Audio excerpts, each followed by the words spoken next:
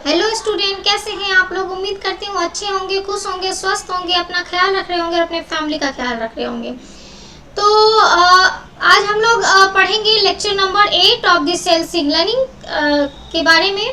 ठीक है, जैसा कि हम लोग पिछले क्लास में लेक्चर नंबर 7 पढ़े थे और क्या पढ़े थे, वहाँ पे हम लोगों ने एमटॉर पाथवे के बारे में पढ़ा था और जो है और क्या पढ़ा था हमने जो है PI3 काइनेज के बारे में पढ़ा था। तो जो है एमटॉर पाथवे हम लोगों ने यहाँ तक डील कर लिया था और आज हम लोग लेक्चर नंबर 8 पे चलते हैं। और चलिए आज का टॉपिक हम लोग स्टार्ट करते हैं। ठीक है, उम्मीद करती हूँ आप लोग पढ़ रहे होंगे, रिवीजन भी कर रहे होंगे अच्छे से।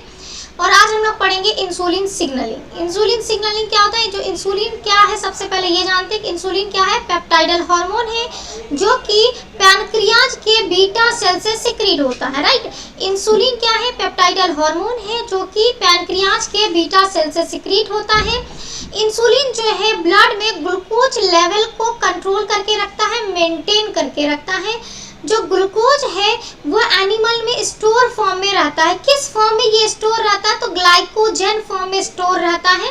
कहाँ पे स्टोर होता है, लीवर में स्टोर होता है, मसल्स में स्टोर होता है, एडिपोज टिश्यू में स्टोर होता है। जो एक एंजाइम होता है जिसका नाम है ग्लाइकोजन सिंथेज। ये एंजाइम क्या करता है, ग्लूकोज को ग्लाइकोजन में कन्वर्ट करने का काम करता है। ठीक है, ग्लूकोज को क्या करेगा, ग्लाइकोजन में कन्वर्ट करेगा। ग्लाइकोजन में कौन सा enzyme, glycogen synthase enzyme, GS enzyme, that is glycogen synthase enzyme. ठीक है। उसके बाद जो है तो इंसुलिन क्या हुआ, एक पेप्टाइडल हार्मोन है जो कि हमारे पैनक्रियाज में बीटा सेल्स प्रेजेंट होते हैं, उससे सिक्रीट होता है। हमारे ब्लड में जो है ग्लूकोज लेवल को ये मेंटेन करके रखता है। ग्लूकोज अगर ज़्यादा हो जाता है हमारी बॉडी में तो वो स्टोरेज फॉर्म में कन्वर्ट हो जाता है। स्टोरेज फॉर्म क्या है, ग्लाइकोजन। कहाँ ये ग्लाइकोजन स्टोरेज फॉर्म में प्रेजेंट रहता है, लीवर में, मसल्स में, एडिपोज टिश्यू में। ग्लाइकोजन सिंथेज जो होता है वो क्या, इस एंजाइम का क्या फंक्शन है कि ग्लूकोज को ग्लाइकोजन में कन्वर्ट कर देता है। ठीक है, लेकिन यदि ग्लूकोज के मेटाबॉलिज्म में अगर कोई दिक्कत आ गया, कोई परेशानी आ गया, फेल हो गया ग्लूकोज मेटाबॉलिज्म, तो डिजीज देखने को मिलेगा। And which disease occurs, that is diabetes type 1, जिसमें क्या होगा कि इंसुलिन का सिंथेसिस होगा ही नहीं। And another is the diabetes type 2, जिसमें रिसेप्टर ही नॉन फंक्शनल हो जाएगा, तो आगे की प्रक्रिया रिस्पॉन्स जनरेट नहीं होगा। तो यदि ग्लूकोज मेटाबॉलिज्म फेल्योर हो जाता है तो दो कंडीशन देखने को मिलता है, डायबिटीज 1, डायबिटीज 2। डायबिटीज 1 जिसमें कि इंसुलिन का सिंथेसिस नहीं होता है, डायबिटीज 2 जिसमें कि रिसेप्टर ही नॉन फंक्शनल हो जाता है। क्लियर है। जो इंसुलिन होता है ब्लड में शुगर लेवल को जो है बैलेंस वे में रखता है। ठीक है, ना बहुत ज़्यादा होने देता है सेल में यानी कि हाइपरग्लाइसीमिया, ना बहुत कम होने देता है यानी कि हाइपोग्लाइसीमिया, ऐसा कंडीशन नहीं आने देता है। इंसुलिन जो है मेंटेन करके रखता है ब्लड शुगर के लेवल को। लेकिन यदि कोई डिजीज कंडीशन हो गया या ग्लूकोज का रेगुलर जो नॉर्मल मेटाबॉलिज्म है उसमें डिस्टर्बेंस आ गया, तो ये फिर हाइपोग्लाइसीमिया या हाइपरग्लाइसीमिया का कंडीशन देखने को मिल सकता है। जो इंसुलिन पाथवे है वो रैस डिपेंडेंट पाथवे हो सकता है या फिर रैस इंडिपेंडेंट AKT पाथवे हो सकता है। तो जो इंसुलिन है it either by the Ras dependent pathway,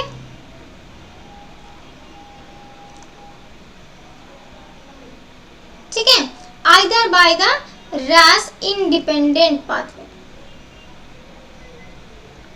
either by the RAS independent pathway or independent which pathway, that is the AKT pathway.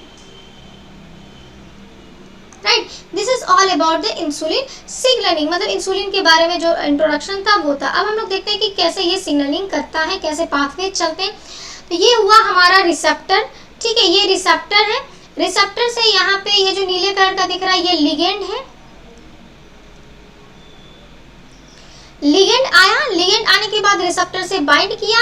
जैसे ही लिगेंड रिसेप्टर से बाइंड करेगा डायमराइजेशन हो जाएगा। डायमराइजेशन कैसे होगा, टायरोसिन रेसिड्यू पे क्या होगा, फॉस्फेट का एडिशन होगा। फॉस्फेट का एडिशन होने के बाद ये एक्टिव हो जाएगा रिसेप्टर, रिसेप्टर एक्टिव हो जाएगा तो इसके पास PTB नाम का डोमेन होता है। पीटीबी डोमेन से IRS1 नाम जो है आकर के यहाँ पे ऐड होता है। किस डोमेन से? पीटीबी डोमेन से। IRS पे जो है क्या होता है? फॉस्फोराइलेशन होता है। फॉस्फोराइलेशन PI3 काइनेज जो है यहाँ पे प्रेजेंट होने के कारण क्या होता है कि PI3 काइनेज, आपको याद होगा पाथ में हम लोग पढ़े थे जिसमें कि PKB वगैरह इन्वॉल्व हो रहा था। तो PI3 काइनेज में क्या होता है कि जो है PIP2 है, फॉस्फेट ऐड करके PIP3 में कन्वर्ट हो जाता है। तो वही चीज यहाँ पे आगे PI3 का सिग्नलिंग चलेगा। PI3 के पास एक डॉकिंग साइट होता है, किसके लिए? PKB के लिए। PKB आकर के इस के साथ बाइंड करेगा, इसके डॉकिंग साइट से आकर के क्या करेगा? बाइंड करेगा। अब PKB इनएक्टिव था। अब यहाँ आप PIP3 से आकर के बाइंड कर गया। बाइंड करने के बाद PDK1 PDK2 phosphodiester kinase enzyme 1 और PDK2 एंजाइम आकर के फॉस्फेट का एडिशन कराएगा, क्योंकि PKB के पास कितना डोमेन होता है? 2 डोमेन होता है, राइट? कितने डोमेन होता है? 2 डोमेन होता है। इस दोनों डोमेन पे फॉस्फेट का एडिशन कराएगा। उसके बाद ये एक्टिव हो जाता है। एक्टिव होने के बाद फॉलोइंग फंक्शंस आर सीन, जिसमें ये क्या करेगा? GSK3 को इनहिबिट कर देगा, TBC1 को इनहिबिट कर देगा, AS160 को इनहिबिट कर देता है। ठीक है, किसको एक्टिवेट करेगा? RAC1 को एक्टिवेट करेगा। RAC1 रैब का एक्टिवेशन कराएगा। रैब क्या है? मोनोमरिक जी प्रोटीन है। रैब एक्टिवेट हो गया, यानी कि GTP फॉर्म है, ये तब एक्टिव हुआ। तो रैब जब एक्टिव हो गया तो ये क्या कराएगा? मेम्ब्रेन की ट्रैफिकिंग में हेल्प करता है, वेसिकुलर ट्रैफिकिंग में हेल्प करता है। तो रैब का जो एक्टिवेशन हुआ है वो क्या बनाएगा? वेसाइकल के फॉर्म में GLUT4 बनाएगा, और ये GLUT4 क्या करेगा? वेसिकुलर ट्रांसपोर्ट करेगा प्लाज्मा मेम्ब्रेन में।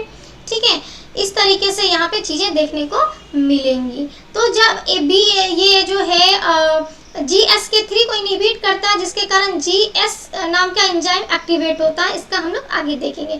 तो TBC1 AS160 को इनहिबिट करने के कारण रैब का एक्टिवेशन होता है, जिसके कारण रैब क्या करता है? वेसिकुलर ट्रैफिकिंग करने का काम करता है।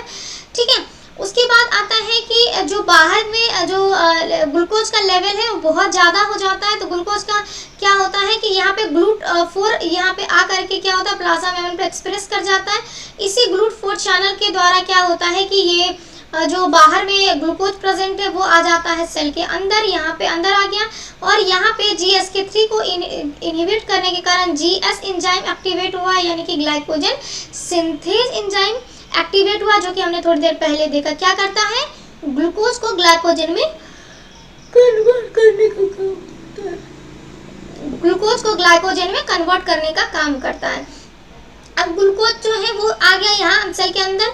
यहाँ पे ग्लाइकोजन सिंथेज एक्टिवेट हुआ था, ये मिल गया। ग्लाइकोजन सिंथेज जैसे ही इसको मिला, ये ग्लाइकोजन में कन्वर्ट हो गया, जो कि स्टोरेज फॉर्म है। और कहाँ कहाँ प्रेजेंट होता है? लीवर, मसल्स, एडिपोज टिश्यू में ये प्रेजेंट होता है।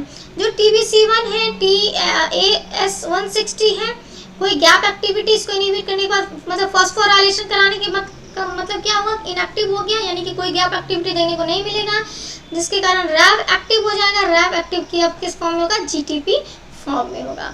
तो ये हो गया क्या? Insulin signalling. तो क्या हुआ? लिगेंड आया, बाइंड किया। पहले मोनो जो है डाइमर फॉर्म में था, लेकिन जो इंसुलिन है वो टेट्रामर फॉर्म में होता है। इंसुलिन का यदि स्ट्रक्चर देखेंगे तो इस तरीके का स्ट्रक्चर होता है। ठीक है, तो इस अल्फा 1 होता है, alpha 1 beta 1, alpha 1 alpha 2 beta 1 beta 2, इस तरीके से ये टेट्रामर बनाता है। ठीक है, टेट्रामर बनाता है। तो यहाँ पे ये अकेला रहेगा, डाइमर फॉर्म में रहेगा। जैसे ही लिगेंड आकर के बाइंड करेगा, ये टेट्रामर बन जाएगा, जिसके पास 2 अल्फा सब यूनिट 2 बीटा सब यूनिट होता है। और ये अपने टायरोसिन रेसिड्यू पर फॉस्फेट का एडिशन कराएगा, जहाँ पे जिसके पास PTP डोमेन होता है वहाँ IRS1 आकर के यहाँ पे ऐड होगा, जो PI3 काइनेज का एक्टिवेशन कराएगा। PI3 काइनेज के बाद क्या करेगा? PIP2 एक्टिवेट होगा। PIP2 क्या करेगा? फॉस्फेट को ऐड करके PI3 में कन्वर्ट हो जाएगा। PIP3 के पास डॉकिंग साइट होता है PKB के लिए। PKB के पास 2 डॉकिंग साइट होता है। जब तक इसका डॉकिंग साइट एक्टिवेट फॉस्फोराइलेट नहीं होता, तब तक ये एक्टिवेट नहीं होता। तो PDK1 PDK2 नाम का एंजाइम आकर के इसका दोनों डॉकिंग साइट पे फॉस्फेट को ऐड करा देता है, इससे इसका फॉस्फोराइलेशन हो जाता है और ये एक्टिव हो जाता है। एक्टिव होने के बाद GSK3 को इनहिबिट करता है, जिसके कारण GS synthase glycogen synthase enzyme activate हो जाता है। या GS को इनहिबिट करने के कारण उसका TBC1 को 160 को इनहिबिट करता है, जिसके कारण रैक 1 का एक्टिवेशन होता है। रैक 1 का एक्टिवेशन होने के कारण रैक का एक्टिवेशन होता है, जो कि मेम्ब्रेन ट्रैफिकिंग और वेसाइकल ट्रैफिकिंग में हेल्प करता है। ये GLUT4 वेसाइकल बनाता है, जो इसको प्लाज्मा मेम्ब्रेन पे जा करके लगा देता है, और उसी के थ्रू ग्लूकोज जो अमाउंट ज़्यादा हो गया है बाहर में सेल के, वो अंदर आ जाता है GLUT4 चैनल के द्वारा, और ये अंदर आकर के ग्लाइकोजन में कन्वर्ट हो जाता है और स्टोर रहता है कहाँ, लीवर और मसल्स सेल में। क्लियर है, हाँ या ना, क्लियर होगा, ठीक है। चलिए अब आते हैं tyrosine kinase associated receptor. Tyrosine kinase associated receptor, tyrosine kinase associated receptor क्या है? ये एक सिंगल ट्रांसमेम्ब्रेन डोमेन होता है, ठीक है, जिसके पास अल्फा हेलिक्सेस होता है और सी टर्मिनल पे साइटोसोलिक डोमेन होता है, ठीक है। एक्स्ट्रासेलुलर डोमेन और जो बीच में ट्रांसमेम्ब्रेन डोमेन होता है उसमें अल्फा हेलिक्स है, और सी टर्मिनल में साइटोसोलिक डोमेन है। जो साइटोसोलिक डोमेन होता है और दी टायरोसिन काइनेज एसोसिएटेड रिसेप्टर का, वो एक्टिवेट तब होता है जब लिगेंड आकर के बाइंड करता है। ऑब्वियसली लिगेंड आएगा तभी कोई रिसेप्टर एक्टिवेट होता है, जैसा कि हम लोग पाथवे देख रहे हैं। साइटोसोलिक टायरोसिन काइनेज यहाँ पे क्या होगा, जैक होगा, दैट इज जेनस काइनेज होगा। जो ये जो टायरोसिन काइनेज एसोसिएटेड रिसेप्टर है वो सबसे लार्जेस्ट और मोस्ट डाइवर्स क्लास है TKR का। TKR क्या है? टायरोसिन काइनेज एसोसिएटेड रिसेप्टर, ठीक है। द साइटोकाइन है जिसमें कि IL-2 है, दैट इज इंटरल्यूकिन 2, ठीक है। इराइथ्रोपोइटीन, इंटरल्यूकिन 2 है, और दूसरा क्या है, इराइथ्रोपोइटीन, ठीक है। जो मैक्सिमम रिसेप्टर ये किसके लिए काम करेगा, एंटीजन के लिए, पेप्टाइड हार्मोन के लिए, इंटरल्यूकिन जैसे कि साइटोकाइंस के लिए। कुछ और भी लिगेंड्स होते हैं इसके, जैसे growth factor, ILS, IFN-A, IFN-B, ठीक है। तो इस तरीके से जो टायरोसिन काइनेज एसोसिएटेड रिसेप्टर होता है, सिंगल ट्रांसमेम्ब्रेन होता है, इसके बाद अल्फा हेलिक्सेस होता है, सी टर्मिनल साइटोसोलिक डोमेन में होता है। साइटोसोलिक डोमेन जो टायरोसिन काइनेज एसोसिएटेड रिसेप्टर का होता है वो तब एक्टिवेटेड होता है जब लिगेंड आकर के बाइंड करता है।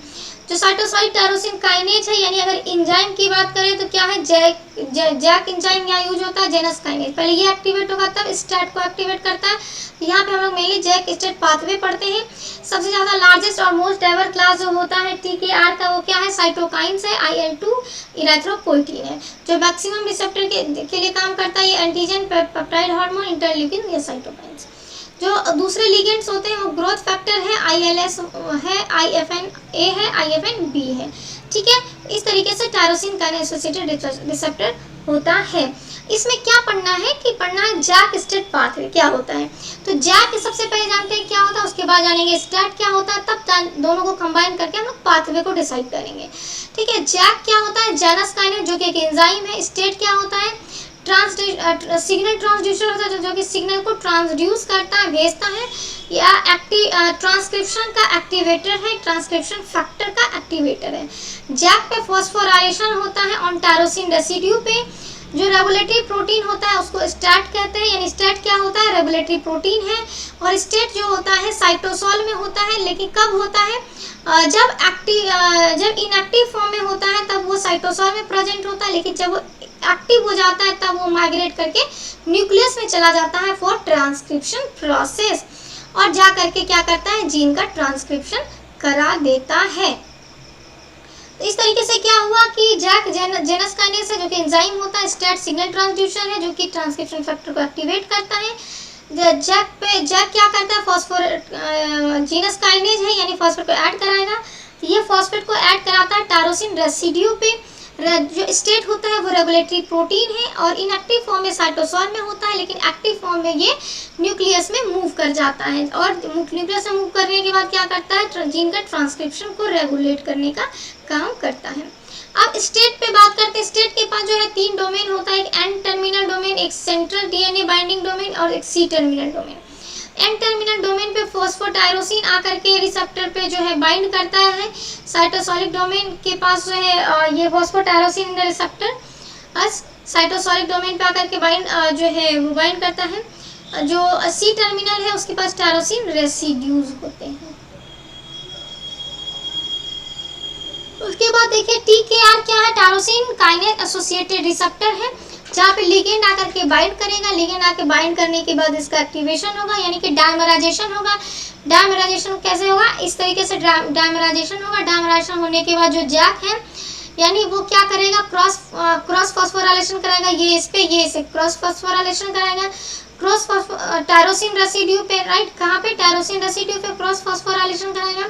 क्रॉस फॉस्फोराइलेशन के बाद क्या होगा कि जैक जो है वो एक्टिवेट हो जाएगा। जैक एक्टिवेट होने के बाद क्या करेगा, इससे स्टार्ट आके बाउंड करेगा और स्टार्ट बाउंड करने के बाद क्या होगा, फिर यहाँ से ये अलग हो जाएगा, आइसोलेट हो जाएगा। आइसोलेट करने के बाद जैक जो है या होमोडाइमर फॉर्म बनाएगा या फिर हेटेरोडाइमर फॉर्म बनाएगा। क्या बनाएगा, होमोडाइमर फॉर्म बनाएगा या फिर हेटेरोडाइमर फॉर्म बनाएगा। ठीक है, यदि सेम होगा तो होमोडाइमर या डिफरेंट होगा तो हेटेरोडाइमर फॉर्म बनाएगा। ये न्यूक्लियस में एंटर करेगा और जीन का ट्रांसक्रिप्शन करवा देगा। तो इस तरीके से क्या काम करता है, जैक स्टेट पाथवे काम करता है। अब यहाँ लैंग्वेज में चल देखते हैं कि TKR क्या हुआ, tyrosine kinase associated receptor ligand के साथ बाइंड किया, रिसेप्टर का डायमराइजेशन हुआ, जैक काइनेज का एसोसिएशन हुआ जिसमें जैक काइनेज क्या किया, एक दूसरे को टायरोसिन रेसिड्यू पे क्रॉस फॉस्फोराइलेशन किया, ये इसको किया, ये इसको किया, इस मैनर में होगा।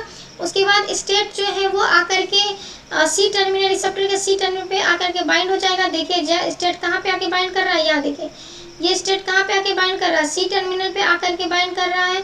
तो इसी तरीके से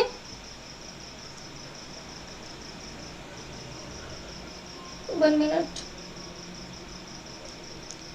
तो क्या होता है, इसी तरीके से क्या होगा, यहाँ पे जो स्टेट है वो सी टर्मिनल पे आगे बाइंड कर जाएगा और ये फॉस्फोराइलेट हो जाएगा यानी खुद इसका फॉस्फोराइलेशन हो जाएगा, जिसके कारण क्या होगा कि ये जैक के साथ मतलब जैक के द्वारा इस पर फॉस्फोराइलेशन हो जाएगा और फॉस्फोराइलेशन होने के बाद ये क्या करेगा, रिसेप्टर से डिसोसिएट हो जाता है। डिसोसिएट हो जाता है या तो होमोडाइमर फॉर्म में या हेटेरोडाइमर फॉर्म में।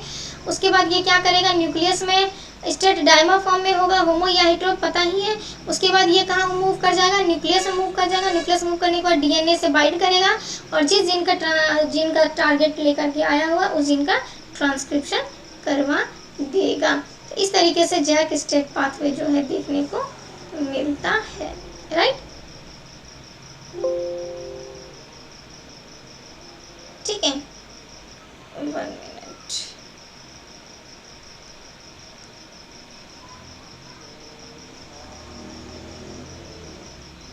तो ठीक है, आज के लिए इतना ही रखते हैं, मिलते हैं नेक्स्ट लेक्चर में। And tata, bye bye, good night. अपना ख्याल रखिए और अपने फैमिली का ख्याल रखिए। ठीक है, रिवीजन जो है वो करते रहिए। ठीक है, गुड नाइट।